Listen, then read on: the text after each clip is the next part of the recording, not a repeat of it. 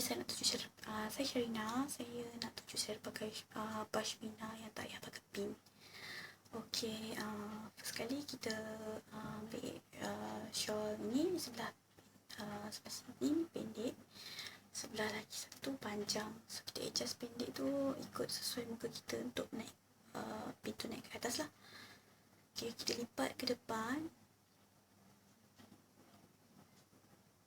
Okey, lepas tu kita naik ke atas pin satu lagi yang belah pendek tu.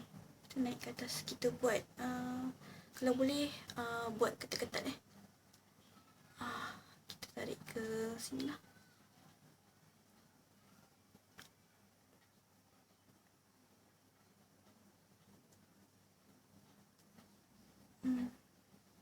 Bagi dia betul-betul ketat lah, baru nampak kemas. Dan kita tarik yang labuh tu, kita tarik ke atas.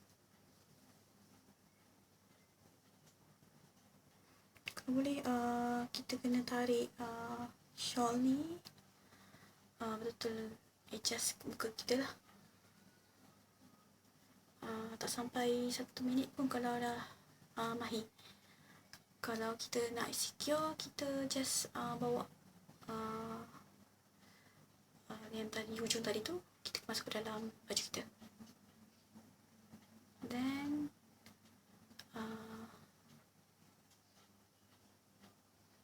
dah siap. Okay, ni saya tunjuk cara pakai shawl yang tak payah pakai pin. Biasa saya pakai ke dalam boleh, ke luar pun boleh.